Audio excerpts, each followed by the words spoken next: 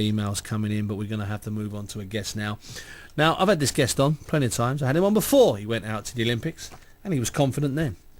I was a fan then. He went out to the Olympics. He had no chance. I'm not being funny. I mean, he could have when he landed in Beijing and saw the draw. He could have booked a holiday.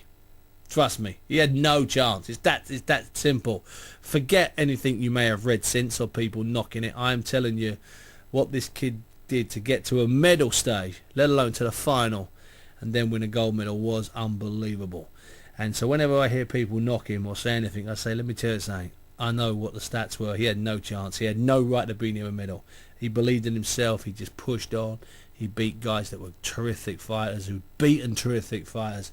Got to the final, won a gold medal. Please welcome to the show, James DeGale. So there's no clapping, so I don't even know why I say please welcome. I've said please welcome to the show, and there's no one clapping, James. It's terrible. Oh, God, it's all right. What's happening, bud? No, listen, lots are happening. The people, listen, James, first of all, we're going to talk a little bit about September 18. You got a good fight, title eliminator against Carl Dilks. He's a good fighter. Good and experienced. And is that 10 or 12, James, rounds? Do you know? I think it's a British eliminator, Bunsen. I think it's over 10. I think. Good. But this is a good one for you, isn't it? This is the best since we've left Beijing, in my opinion. Definitely. As I say, he's a good live opponent. I think he's been in some decent fights. So it should be a good little scrap, but. I'm looking to stop him. If I don't stop him, it's going to be disappointing for me. But it should be a good little scrap. And you know what, James? I would have been disappointed if you'd have come on here and said that you weren't looking to stop him, because that's what. Hey, listen, that's what people expect. That's why you got the gold medal around your neck. James, I want to talk a little bit about. It's 2 years to go before the Olympics and 2 years since the Olympics, or less than 2 years since the Olympics. I want to ask you a little bit about not just your Olympic journey, not just getting up in the ring. I want to ask you about. Say when you got the kit. I mean, when did you start to get excited about going to Beijing, James? Can you remember? Was there like a point in the 2 months before when you thought, I'm going to go to Beijing? I'm going to go. You know what, I think from when I qualified in Pescara in Italy, I think that's when it all like sunk in. And then I think about 6 weeks after that, we went and got our kit, and that's the most exciting bit. So we get our boots, we get all our GB kit. It's mad. It's a mad experience. How many pairs of boots and how many sort of t-shirts and vests and stuff did you get? I'm not lying to you, Steve. You get suitcases full of kit, and it's like unbelievable. I get people asking me, can I have a t-shirt? I get so many. I was giving them out in the end, but you get you get loads. Unbelievable. And then you take all that home. What happened when you took that home and you show that to your mum and your dad? You've gone out in the morning with nothing, nothing, and you've come back literally with 3 big heaving bags. It's mad. I had my dad nicking it, I had my brothers nicking it. That's what I'm saying. It's great though. It's great.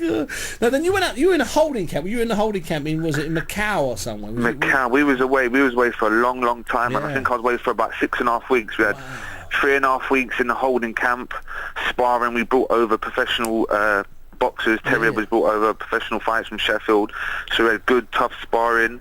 And we was in the holding camp with the rest of the GB team, so it got a bit lonely at times and that, but you just think of the medals and hopefully the gold medals at the end of it. Now, the unique thing about your team out there, the 8 of you out there, was that really almost all of you were really tight, and you were geeing each other up and winding each other on. That's essential at that level when you're away for 5 or 6 weeks, isn't it? Yeah, you need people around you that you get along with. Obviously, you're going to have arguments, little tiffs, but you get over it. And do you know what? We was like brothers, the 8 of us. We were so close. Like, I still keep in contact with all of them now. And even if it's twice a year, we still speak and when we see each other. But yeah, Terry was like a father figure, and it was a great experience. Bunty, it was wicked. Yeah, I've got a text coming from a guy called Dave who sort of signs on one of the websites, Boxer. He said, who do you think of the? Do a little quick report on what you think the other 5 are doing. The other Olympians are Pricey, Frankie Gavin, Billy Joe Murray. Keep forgetting about Joe Murray. He's gone under the radar a bit, and I mean that nicely. I like the kid. And Tony Jeffries got a draw last time round. You're obviously unbeaten. How do you sort of see their progress, James? I mean, both as friends and boxers. Yeah, well, Jeffrey, that was a bit of a mad one last one, to be honest. Yeah, I can't really comment on that because I don't get myself in trouble. No. But apart from the rest, David Price, I think he's coming on wicked. I think he's one of the best heavy. I think he, you know what, probably, I say one of the best super heavyweights out there. Who else? Frankie's excellent, isn't he? The skills he's got is unbelievable. Who else is there? Joe Billy Murray Joe. ain't really... Oh, Billy Joe Sawn is another one. And Joe's great. Joe Murray under the really radar. heard too much about Joe Murray. Yeah, I mean that nicely, but he has gone under the radar. I mean, it's not meant so. Well, let's hope he can pick it up. Now, James, when you're actually out there now, let's say you're at the Olympics now. You've got to weigh in all the time. You've got suddenly now there's not just a little GB team of a few hundred. Suddenly there's 6 or 7 or 8,000 athletes there. The village is just a buzz. How do you concentrate when there's that many people literally going crazy? Like, you're rubbing shoulders with Usain Bolt and Rafael Nadal and things like that. But like I say, it's the biggest show on earth, so you've got to just keep focused, keep your calm, and just get along with the job that you have to do, which we all did, and we've come out with a couple medals. So yeah, but it's hard though. It's hard because there's a McDonald's in the village. Like the village is unbelievable. As I say, it's like the biggest show on earth, and like it's crazy. The whole village. It's like it's mad, Bunty. It's just like I mean, I've been inside a few Olympic villages, and you know, I just think if I was an athlete, this would just be about the greatest place in the world to be. No, I mean that nicely. It's just the greatest place in the world. It is. On a serious note, I think there was even like a nightclub in the village. It was like, yeah, it was mad. Like, it's crazy. So there's a lot of distractions in that, but you've got to keep focused, man. Because that's one of the things that happens. That first week, the swimmers are competing. Of course, the second week, the swimmers aren't competing. The athletes are competing, and all the swimmers do is party like nutcases. Now, so have you got to be moved to? Did you sort of get a quieter room that second week as you were getting closer to a medal, James?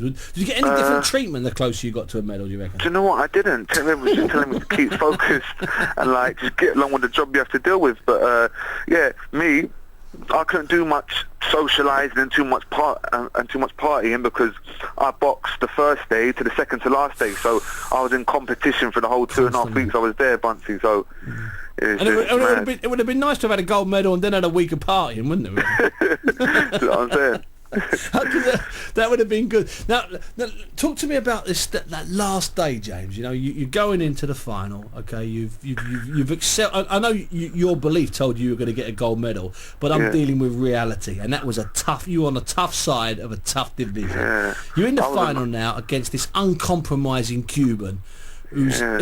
Well, do you know what? I boxed him about a year before the actual Olympics. No, twice. I beat him. I boxed him twice in the previous 2 years, and he beat me twice. He beat me up in Bolton when Amir Khan boxed Mary Kindle. I remember, that was a mad night. That was a close one, and then he boxed me about a year prior to Olympics, and he beat me again out in Bulgaria. Yeah. So I knew he was tough. I knew he was beatable. I was surprised he got to the final. You knew you could beat him. In your head, you knew if you had the right time, you could beat him. Yeah, the man to beat was Korobov. Like, he was like double world champion, double European champion. He was unbelievable. Yeah, like pound for pound the best in the world. But then when Artiev beat him, and then I beat Artiev, it's mad. Like, I thought, oh, this is me. This is definitely me.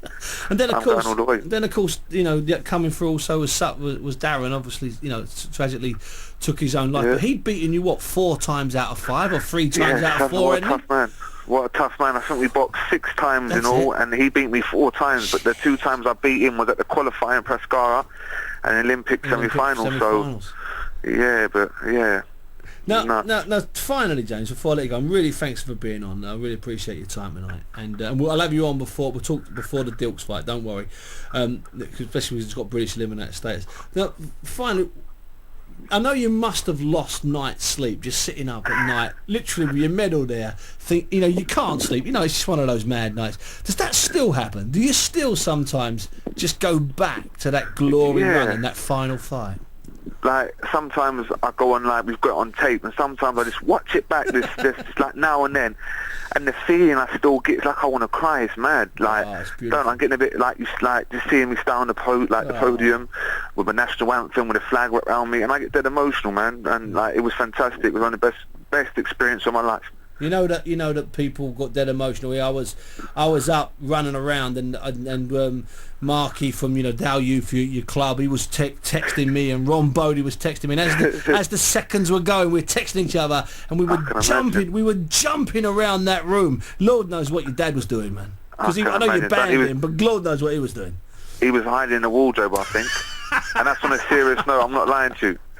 He's mad. He said to me, I spoke to your dad earlier on, and I said, listen, can you come on for a second? He said, Steve, I can't do it. I said, why not? He said, listen, it was bad enough the first time. I can't go through it again. You should have got my mum on, Bunty. You should have got the mum on. She's good. He told me, he said, listen, no, I can't do it either. I can't do it either. We can't put ourselves through that again. Yeah, they don't like it. They're mad. Listen, get him on though, Bunty, in a bit. Of course, I've had your dad on before when you were sort of in about the quarterfinals. Don't worry, I've had him on before. Listen, James, it's been an absolute pleasure talking to you. No problem, man. Getting closer to this fight. We've got Carl Dilk's fight, and I've got a text here from someone saying, how far do you feel you're away from a British title fight? If you beat Dilks, do you think you're ready for Paul Smith, or would you like another sort of 8 or 9, a couple of longer fights? No, listen, the future's bright, the future's chunky. It's just round the corner. As I say, I'm close friends with the Smith family. That would probably be hard to make. Yeah. But as I say, business is business. You know what I'm saying? If we have to do it, we have to do it. But as I say, man, I feel domestically I'm the best already, and that's on a serious note. But only time will tell, and let's do it. Let's do this. Listen, it's been a pleasure having you back on the show, James DeGale there. No problem, man. Now listen, James DeGale, see, what I like about getting James DeGale on is that, James DeGale often, speaks his mind, and he says, I'm the best, I'm this. But you hear him there, that's a different James DeGale. That's a boy talking about something that happened to him, and it's something that all sportsmen that are involved in Olympic sports dream about. They dream about that Olympic appearance, just getting the bags. I know that about getting the bags.